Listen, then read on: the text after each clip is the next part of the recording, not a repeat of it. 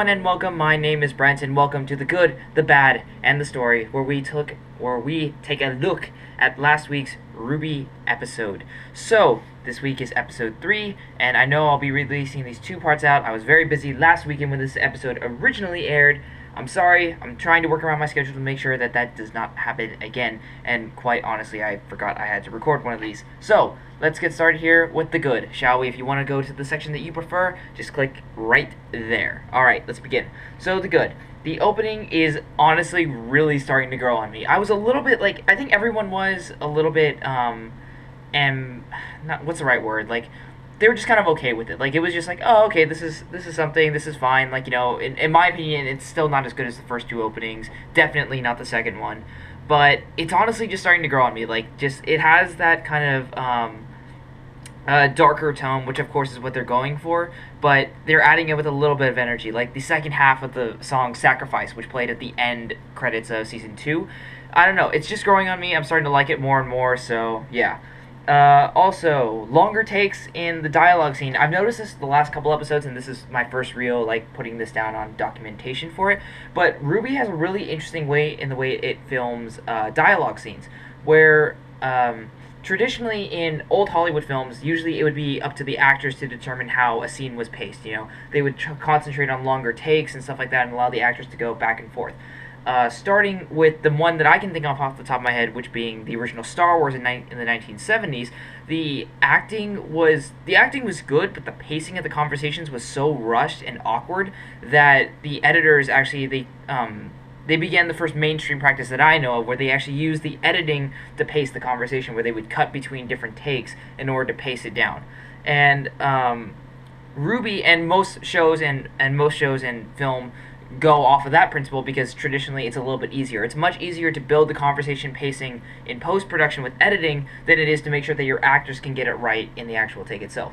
RWBY, however, being an animated medium, actually works the opposite round. They're able to use the animation itself to pace the conversation right, to make sure everybody is talking on their specific beats. Now, they don't always get it right, mind you, but they get it right more often than not because they're not worried about actors not hitting their marks. They just have to make sure that the dialogue and the animation sync up correctly. So it's a unique take. It definitely gives RWBY a different feel during its dialogue scenes, and it's honestly why some of them are paced so well, but they come across so unique. In particular conversations where Team RWBY and Team Juniper are often interacting, the comedic timing there is so great, even though they're not cutting, because it doesn't matter that all the actors there aren't necessarily professionally trained actors, because they can just build the scene up later themselves in post-production. At least that's my theory on the matter. That's what I kind of notice as being a little bit different in RWBY dialogue scenes, which I like. Let's see. The fights are...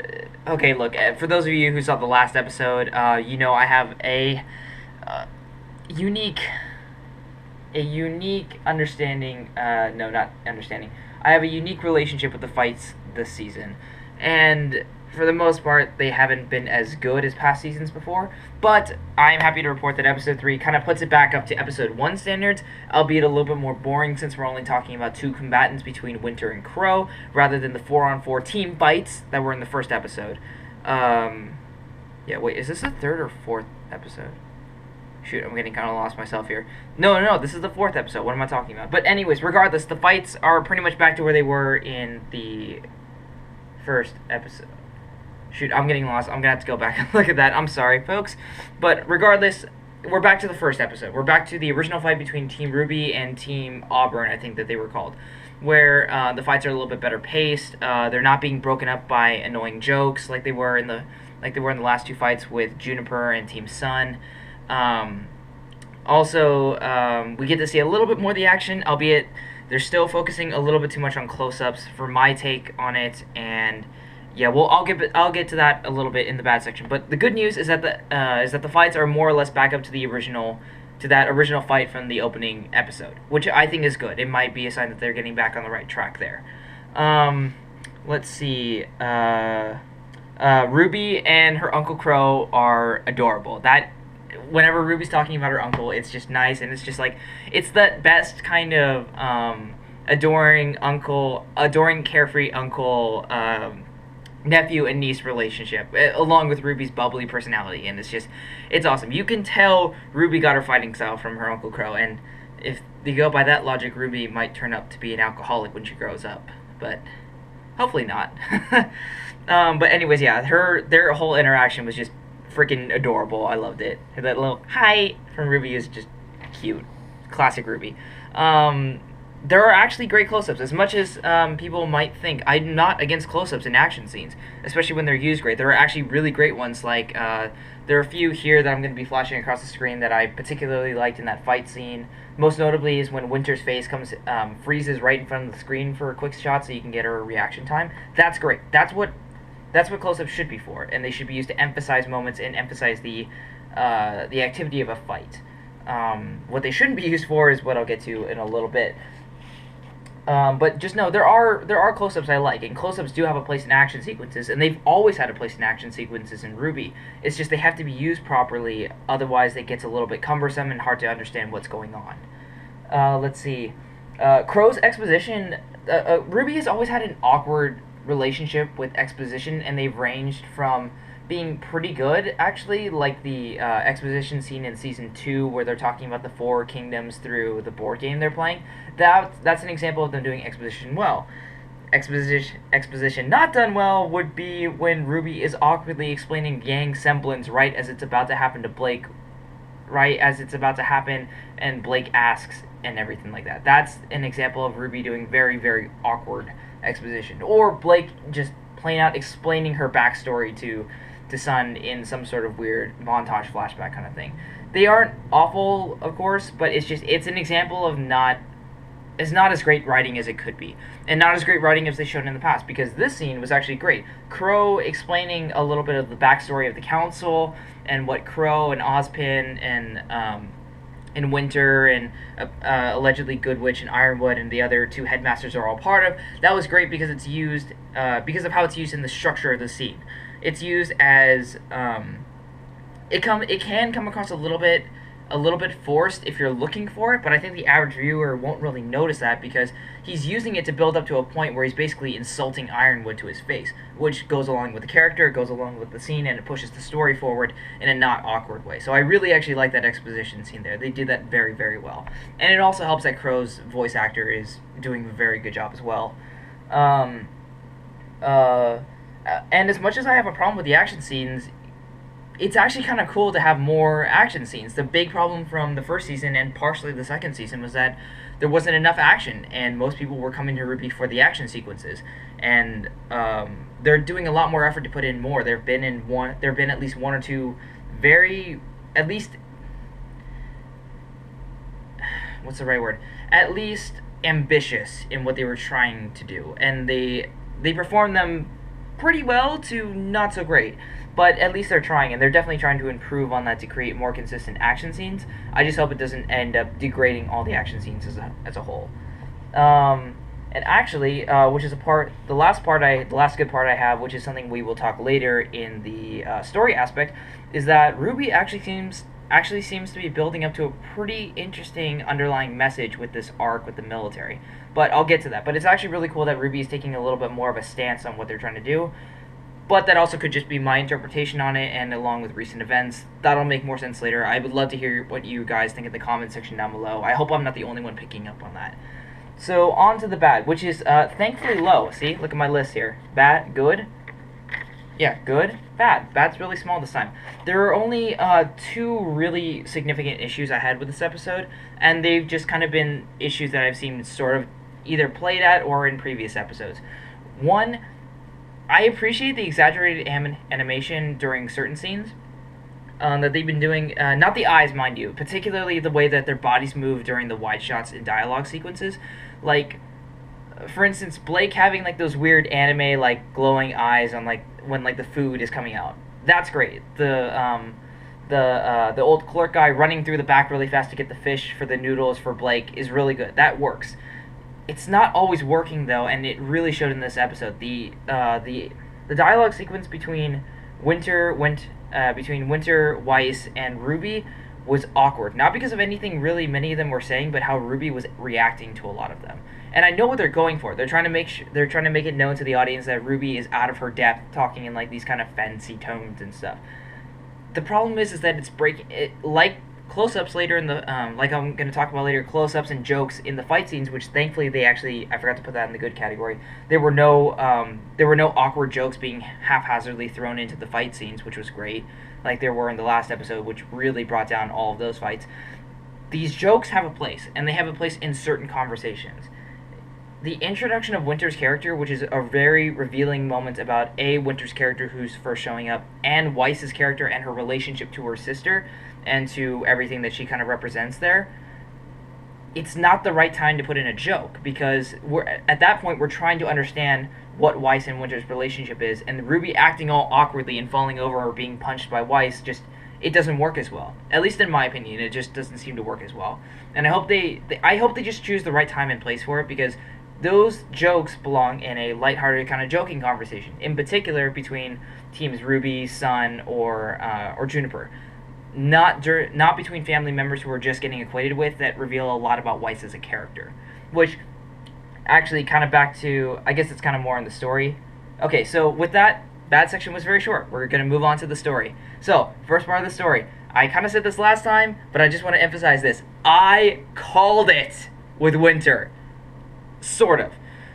I kind of misjudged on how Winter saw her own sister, but I foresaw what a lot of people didn't, which was how Weiss saw Winter instead. A lot of people assumed that Weiss was going to be kind of like a resentful of her sister because of how she reacted to her on the brief name drop in season 2. Sorry. I saw it as something different, that Weiss would be idolizing her sister and couldn't really attain to what she has. That she has an idol complex with her sister, not just like a bigger sister bully competition kind of thing. And I was right. I mean, there's really not else to it. I was right when calling that. I didn't, though, anticipate how, not disregarding, but just how, it's not, antagonistic isn't the right word either, but just how, honestly rude, how honestly rude Winter was to her sister. I was not anticipating that. But it is interesting, and it's definitely, like I said, it's revealing about the relationship. I just wish it wasn't broken up so much by awkward RWBY being uncomfortable jokes. What's next is, again, emphasizing what everything I've said about their characters has up until this point. Winter and Weiss are mirroring each other. Or specifically, Weiss is trying to mirror Winter. Again, back to the idol complex. Everything down to her weapon set, to their semblances obviously being very similar with the glyphs. Their method of attack, using speed and like kind of a light sword more often, it's very much so Weiss trying to be more like Winter. So that's really interesting there, and it reveals a lot about her character. Mercury knows Crow by face, which was very interesting. Either indicating they've had some sort of interaction before, or that at least Crow has definitely run into this group before, because as Cinder says later in the episode, Crow's not going to recognize them by face, but they can recognize him by face, so which means Crow has probably fought some of their proxies in the past, which that should be interesting to reveal how that whole relationship goes. Also something really interesting that Winter mentioned offhand was that how we've already kind of seen that the Schnee Dust Company and the Atlas military are working close together in making weapons and making like the paladins and stuff like that, and the giant mechs and armored suits going on. So we've seen that before, but what was really interesting here is that up until this point, I think a lot of us were just assuming it was kind of like a military-industrial complex sort of relationship. Now we see it's a little bit more specific in the sense that Winter appears to be specifically part of the military, or at the very least is under Ironwood's direct command, and not just like a working partner as like a representative from the Schnee Dust Company. And Winter also mentions offhandedly how Vale runs its government weird, because the school system and the government and the military are all separate, whereas Atlas, we're assuming that they're all very similar. So Atlas appears to, again, like Atlas has been portrayed as like this technologically superior nation, but also very structured and orderly nation. So we're seeing more in that, and where they must have a political structure which integrates both the schooling education system, the military, the actual civilian government, and such like that. And how much power Ironwood or Winter actually has over this is kind of unknown to this point, but it's interesting to note that they're setting it up. I think they might just be setting it up for interesting story points, but they also might be setting up these different forms of government to show contrast in different forms of government. That could just be my speculation so far, but it's very interesting to place a lot of emphasis on how different a nation like Vacchio is compared to Minstrel or Vale or Atlas, for instance. So that's at the very least, it's setting the groundwork that those could grow up into interesting ideas in future seasons. Let's see. Question: who is Autumn? Crow offhandedly mentions that he knows who is responsible for Autumn's condition. Now, I could be reading this wrong. I tried to look up Autumn within the RWBY community, and I couldn't really find anything. But Autumn could either refer to a character that we haven't seen so far, a character we have heard mentioned so far, but I can't remember, or it could just be talking about how it's the fall season in Vale right now, and it could just be referring to the seasons of the world of Remnant. I'm not sure yet. It's just an interesting note, but it seemed to get everybody's attention when he mentioned it. I think this is just speculation on my part, but I think to a certain extent, Crow might be a more functioning alcoholic than he's letting on. Because we kind of all laughed at like the fact that Crow was like, oh, he's slurring and he's like walking around. He's the very stereotypical drunk. But it seems that when he needs to, he shakes that off. Like the fight scene, for instance, he shakes off the fact that he's drunk and he manages to fight pretty competently despite all of that. And you could just chalk that up to like narrative convenience, like, oh, he has to be competent for the fight. But also when he's talking to Goodwitch, Ozpin, and Ironwood, he's still kind of drunk and slurred. But towards the end of the conversation, when he's getting serious and he's making that major dig at Ironwood, like, what the hell did you bring the military here for? He drops it completely. So I think he might have a better control over it than he's letting on. Okay, so Crow also mentions some sort of secret society going on there. We don't really know much other than it involves the headmasters of all four of the major academies in the kingdoms. We're not really sure what they do other than they're fighting Cinder and their group. Like I said, the exposition for that scene was actually pretty good because of how they staged it. So that was kind of cool. So it'll be interesting to see what goes forward on there. A quick added note to that is that it might actually explain what I pointed out in an earlier video about gears being some sort of symbolic reference to it. Like I noted before that Crow's weapon has a set of gears in place that we kind of saw in a cool close-up during the fight scene that powers his weapon and turns it into a scythe. One moment about that scythe in a second. I forgot to mention that in the bad section. But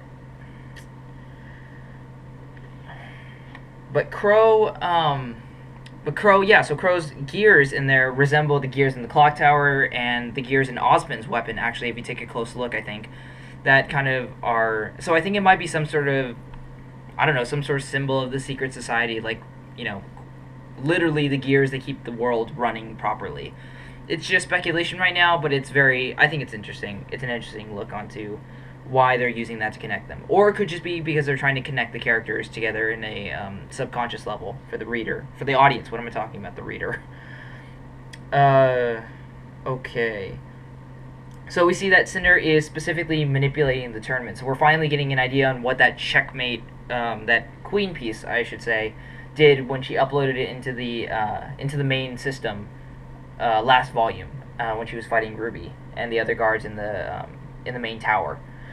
So we're finally trying to see like what her plan is. So clearly Cinder is manipulating the tournament, getting Mercury and sorry, I can't speak today. I'm having a hard time speaking. Getting Mercury and Emerald to fight Coco and Yatsuhashi from Team Coffee in the 2-on-2 tournament that we're probably gonna see opening scene in the next episode. So it should be interesting on what she's. I'm really interested to see on like what she's actually trying to do with that, because we know, okay, so she's manipulating the tournament. Now what? What is she doing that for her aims? Is she doing that to kind of to try and cripple the nation? Is she trying to corrupt something that's going on? Actually, that might be an interesting theory. I'm just thinking about this in the moment. Ozpin mentioned that they have to find the Guardian because the Guardian is going to be less threatening than a military presence there. maybe it's possible that she's trying to set it up so that she becomes the guardian at the end, or one of her underlings does, so that it kind of crushes all hope and despair and stuff. I don't know. That's the only thing I can think of right now. Right? Tell me what you think in the comments down below and what you think Cinder's true aim is trying to be. So quick correction from a previous video. Crow is Yang's blood uncle, not Ruby's, because he shares the same last name, Branwen, as Yang's mom. I spoke and made a mistake last time.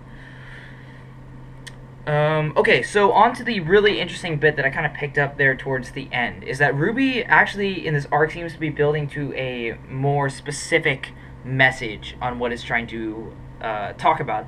Ozpin and Crow both mention that the ships Ironwood brought with them are not providing security, they're providing fear and uncertainty, and the fear will, quote, bring the grim.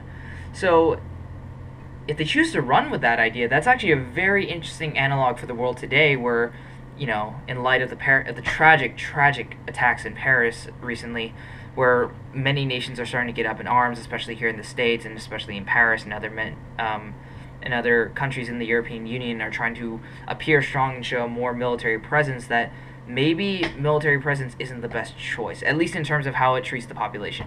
That's not any of my particular, I just want to stress that really quick. That's not my view. I'm not going to share my view on that kind of subject here. It's just the subtext that I'm reading into this right now, is that RWBY seems to be building up this idea that the military and power and strength actually don't help the situation. They actually, in fact, make it worse, because they make people fearful, and fear attracts the grim, everyone's true enemy in the story. So the tools are all there for them to make that message very explicit. At the right now, for the moment, it's kind of more playing on the it's kind of more playing in the subtext region and more the plot narrative drawing kind of thing. But that's a powerful and kind of a ballsy message if you're really thinking about it. So, especially again given recent events, and I'm sure that they didn't try to plan it to coincide with that, but it's kind of, you know, it's happening all the same. And like so many great messages and all great works of art, they aren't always intentional when they're being made. They just kind of resonate with the audience afterwards. So tell me what you think about that in the comments down below, or if you have a different opinion on how that all works, let me know in the comments down below. So one really quick, back to the bad section really quick. It's just expanding on what I'm talking about specifically, because I know some people are going to come at me saying that I'm too critical over these close-ups in the fight scenes and point out how other movies have close-ups in their fight scenes, but this is specifically what I'm talking about. Crow fights with a scythe. We know that because he's taught RWBY how to do it. We know that because Ozpin has talked about it. We know that because Mercury specifically said that he fought with a scythe and smelled like my dad. That's how I know it was Crow. But here's the thing. We never saw the scythe. We saw, it was only after my third viewing of that episode that I realized, oh, that's what his weapon was doing when it was like, when his sword was big, like departing and like curving around and stuff. It was turning into a scythe. Except you can't tell when you first watch it. To you, it just looks like, oh, his weapon is transforming. I wonder what it's transforming it. I wonder what it's transforming into. And then when everyone says later, it's like, oh yeah, he fought with a scythe. And I'm just left thinking like, that was just a giant sword. It wasn't really a scythe yet, was it? So only the third time around did I even notice that. I mean, I might be just dumb and didn't notice that. Maybe you guys did. Let me know what you think. But that's what I'm talking about. Close-ups are not bad. Close-ups are good when they reveal stuff about the information, when they tell you specifically what's going on. A close-up is meant to tell the audience, hey, look at this. This is either really awesome or really important to the story. It's not meant to obscure what's happening. That's the opposite of what a close-up is meant to do, story structure-wise. Or not story structure-wise, just editing-wise. Filmmaking-wise, a close-up should not be hiding what information is happening, especially during an action sequence. Unless your actor just doesn't know how to fight, but these are animated characters. That shouldn't be a problem here. That's always been one of RWBY's strengths. So, yeah, that's kind of a problem in my opinion. It's not a problem that brings down the whole episode. Like I just mentioned, there are so many more good things and so many more interesting story parts than there are bad parts here. But that's what I'm talking about here. Close-ups in these action sequences can be a bad thing when you can't tell what's happening. So, yeah, that's all I got. That's just all I really wanted to make. I just wanted to put a specific example there so you understand what I'm talking about these action sequences kind of getting in the way of what's going on and understanding and being entertained by it, because that's what we're here to do. So yeah, thanks for watching. See you guys next week for the next episode. Hey guys, thanks so much for watching. Don't forget to like and subscribe in the description down below area if you liked. Don't forget me to share with anyone else who likes RWBY videos, and I know that there are a lot of other people analyzing RWBY content, so whatever you want to do, that's fine by me. I'm just trying to add my little voice to the conversation because I love RWBY a lot. If you want to check out more episodes I did, click right here. That's the last episode if you missed it. I think that should also connect you to a playlist of some sort so you can watch the rest of the episodes. Or if you want to see a new video of some sort, click right here. This is a short film, Singing in the Pain, that we did a little while back. It's about depression. We did it for a 48-hour film competition. It was our kind of little tribute to Robin Williams, who's a big inspiration for a lot of us here. So yeah, check that out if you want to be depressed for a little bit. Sorry ahead of time. Don't forget to follow us on Facebook, Twitter, Instagram, all the stuff. We do a weekly Vine. Don't forget to follow us there if you enjoy laughs where I usually hurt myself physically. Yeah, that was fun. Anyways, see you guys next time.